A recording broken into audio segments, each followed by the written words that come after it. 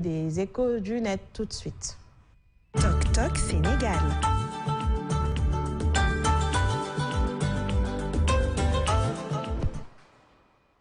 Mais avant d'entrer dans le vif du sujet, Pape Aliou Sarr, aujourd'hui, on rend hommage à Babacar Touré, décédé il y a un an à l'âge de 69 ans, un grand monsieur pour la presse nationale. Oui, un grand monsieur, une légende, une icône même pour la presse nationale et même internationale, parce que Babacar Touré a beaucoup investi pour que le quatrième pouvoir soit tout simplement une sorte de sentinelle de la démocratie. On parle un peu de la une de enquête qui parle un peu de l'âge gardien de la démocratie. Un an, ça part vite, c'est l'annonce. On se rappelle le 26 juillet, sonné comme un coup près, tout simplement pour les journalistes que nous sommes. Babacar Touré qui a formé beaucoup de journalistes, et d'ailleurs nos directeurs qui sont à la tête de ce groupe de presse ont été tout simplement formés par cette légende, et on reconnaît, on regarde toujours cette image, l'image qui peuple la une de Quotidien comme de Sud Quotidien, l'image d'un homme qui sourit parce qu'il a beaucoup œuvré durant sa vie, et comme les gens qui œuvrent durant leur vie reste éternel, et celui-là est tout simplement un héros. Il s'appelle Babacar Touré. Il s'appelle Babacar Touré et depuis la Maison de la Presse porte son nom. Il est fondateur du groupe Sud et ancien président du CNRA. Sophia. Oui, exactement. Comme Papa Aliou Sarr l'a dit, une légende, une référence dans ce milieu du journalisme dans lequel nous sommes. C'est quelqu'un qui a formé énormément, qui a partagé énormément de savoir et qui est une référence pour beaucoup. Et comme on le dit, la mort emporte la personne, mais tout ce que la personne a laissé reste. Et c'est pour ça qu'on lui rend hommage aujourd'hui, parce qu'il a fait beaucoup pour le monde de la presse nationale comme internationale. Et aujourd'hui, c'est ça qui reste, c'est ça qui est très important, et c'est pour ça qu'on le reconnaît.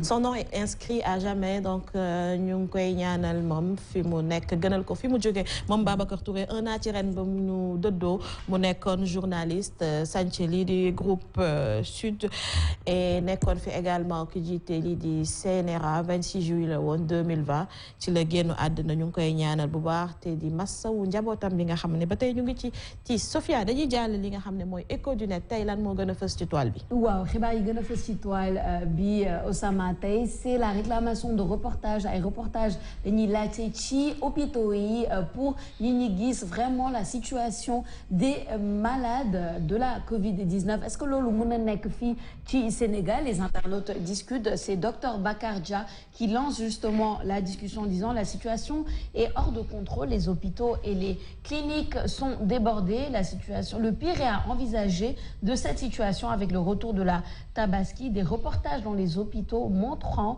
les malades en réanimation pourrait, à mon avis, créer le clic dans la conscience collective.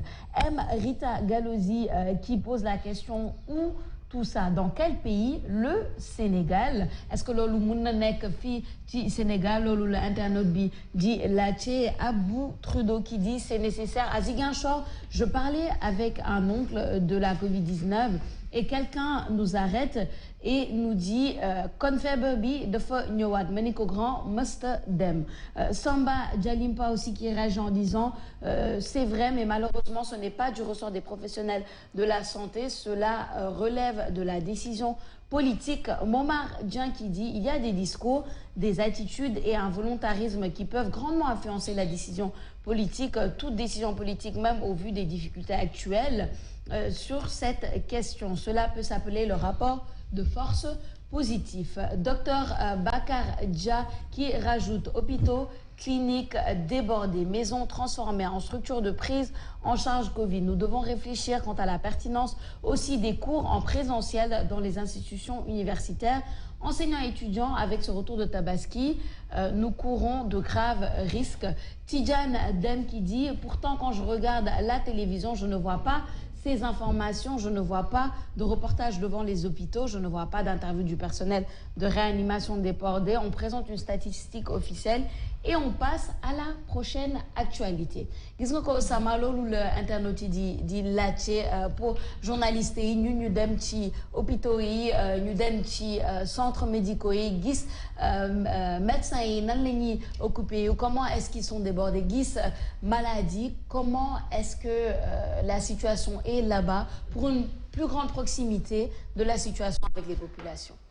Je pense que si journalistes yi suñu amee possibilité boobu ils vont pas hésiter à le faire parce que journaliste information rek les routes te moo ko ñor mais il faut benn procédure parce que doo ñëw ci établissement hospitalier surtout CTE fi nga xam dañ fay traiter des maladies contagieuses seen ay mbokk sax mënuñu nekk ak ñoom giir le temps que ñuy wër asuma la yow journaliste nga ne da ngay dugg donc il faut tout un protocole pour que balaa ngay am loolu au début de la pandémie il faut pas aussi qu'on ait la mémoire courte hein. Oui. Les journalistes ont beaucoup fait depuis le début de la pandémie suñu jëlee le cas de ITV je pense que au début de la pandémie beaucoup ñëpp ñemewul woon ragal ko dem nañu ci structure sanitaire je pense que si décortiquage santé Adama Anouchka Ba on a fait des reportages Institut Pasteur duggoon nañu sax gis mais c'était un peu à distance ay nit yi nga xam ne ñu ngi tëdd man li ma jaaxal mooy bu fekkee dañu nar a dem bay wane des images très sensibles pour que nit yi gëm pour que nit yi xoolaat seen toogaay gën a jël seen ay matukaay y a problème. C'est ça. Il y a vraiment problème. Ouais. Bu fekkee on doit arriver à cette extrémité là pour que nit yi mën a gëm ni feebar bi am na je pense que ñu ngi dégg nit yi ñu ngi faatu ñu ngi dégg hôpital yi dañoo débordé médecins yi ñibbituñu seen kër vaccin yi mënatul am ci àdduna parce que ñi koy defar il faut que ñu servir seen population masque bi nga doon jar fukki dërëm sax dañ ko yokk donc il y a tellement d'éléments qui peuvent nous mettre la puce à l'oreille pour savoir que la maladie elle est là plus que contagieuse très virulente et elle tue. Elle tue. Moi, je peux en témoigner personnellement, Osama, parce que bon, en 2020, j'étais allée justement dans ces structures de santé-là pour parler aux médecins, pour voir un peu comment ça se passe. Pas forcément pour filmer les malades, mais pour voilà, avoir un certain accès, une certaine proximité. Voilà ce qui se passe réellement. Mais je pense que l'internaute dit Papa Lunsa, moi, barrière, nous en tant que journaliste, on le sait, parce qu'on l'a tenté. Il y a une barrière qui fait que, bon, une barrière culturelle, moi je dirais d'abord, qui fait qu'on ne montre pas certaines images qui peuvent être choquantes ici au Sénégal. Bon, dans d'autres pays, peut-être les journalistes ont plus de latitude que nous, qui ont imageux justement pour une sensibilisation, un rapprochement plus important par rapport à la situation et les populations qui peut-être ne la vivent pas directement. Mais là, c'est Yangi Wakhlegi qu'il y a un problème si on a besoin de voir ces images-là pour pouvoir xamni feebar bi amna mais lolu mo am parce qu'il y a beaucoup de personnes yi nga xamanteni peut-être ils n'ont pas eu l'occasion d'avoir un proche, un voisin, une connaissance qui a été atteint de la COVID-19.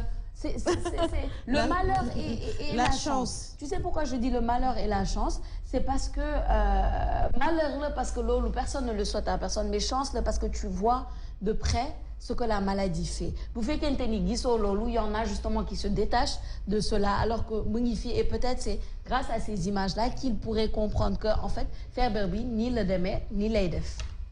Moi, je pense que il faut avoir un parallélisme formel entre la situation actuelle et la communication. La situation actuelle, elle est grave, la communication doit être grave. La communication doit être grave, moi, jamono ji ñi ngi naan ay tragédie, catastrophe, mais il faut que nit ñi gis ko. Parfois, maladie affaire de privé, là. Il y a des images sensibles. Mais je pense que dans les pays étrangers comme la France, par exemple, il y a beaucoup de doutes parce qu'il y a les théories du complotisme qui peuplent les réseaux sociaux. Il y a beaucoup de fake news sur les réseaux sociaux. On a ouvert tout simplement les portes des hôpitaux, non pas pour filmer. On ne peut pas filmer une personne qui est malade parce que dañuy garantir li nga xam ne mooy dignité mën nañ ko flouter, ça arrive même quand tu interroges un enfant nga flouter ko, mais je pense que les Sénégalais ont besoin de voir ce qui se passe dans les hôpitaux. On peut lire dans les journaux yi mën nañoo dégg un reportage à la radio, mais je pense qu'une image boo xam ne si une image vaut 1000 mots. Et jamono ji lu ma doon wax rek dañoo toll nekkatuñu si jamono su nekkoon jamono bu légère la mën nañoo utiliser un ton comique maanaam jaarale ko ci ay poste jox parole ay communicateurs traditionnels wala ay imam.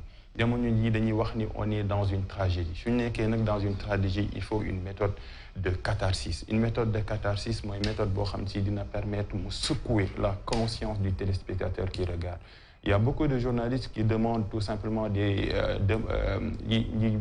demandes pour dugg ci structures sanitaires yi mais dafa jafe lool rare personne ñoo ko am la RTS gis naa ko ñu def ko Institut Pasteur Adama Anouchka Ba dem na fa ci première apparition li nga xam ne mooy coronavirus mais jamono ji ba léegi les centres de traitement sont confinés aux journalistes te journalistes yi su ñuy def le travail de conscientisation ñëw jël ay ñi nga xam ne ñoo nekk sous assistance respiratoire wone leen je pense que ça va aider à dissiper quelques doutes on ne peut pas dissiper tous les doutes parce que am na ñu nekk sax ci dëkk yoo xam ne si y a des milliers de morts gëmuñu li nga xam ne mooy coronavirus le sida def na des milliers de morts am na ñoo xam ne si ba léegi gëmuñu sida il y a des gens qui ne croiront jamais que le soleil va se lever il y a des gens qui sont comme ça d'éternels sceptiques moo tax ñu naan corona sceptique mais je pense qu'aujourd'hui la communication doit changer de camp quand on dit que la communication doit changer de camp il faut insister dugg ci hôpitaux yi permettre aux journalistes de faire le travail parce que je pense que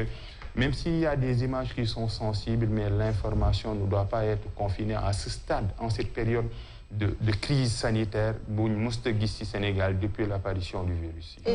Et je suis tout à fait d'accord avec ça et aussi alléger cette lourdeur administrative qui fait que quand tu envoies une demande, cela peut prendre plus d'un mois bala ngay am accès ci hôpitaux yi mais waa ji wax na ko Dialim Pa nee na les décisions sont politiques parce que n'oublions pas également que le directeur d'un hôpital il est nommé il est nommé donc les décisions sont politiques parfois peut-être médecins yi bëgg nañ journalistes yi dugg ci mais il faut également en parler avec leur hiérarchie donc voilà c'est un protocole boo xam ne c'est une longue file indienne. Une longue file indienne mais en tout cas c'est la réclamation des internautes c'est la réclamation des populations et aussi nous des journalistes on peut le dire bëgg nañ xool bien sûr avec toutes les barrières qu'il faut avec les mesures qu'il faut en respectant aussi certaines réalités culturelles il faut le dire mais quand même avoir accès pour montrer aux gens ce qui se passe vraiment bu fekkente ni loolu mooy yee ñi ci pandémie bi.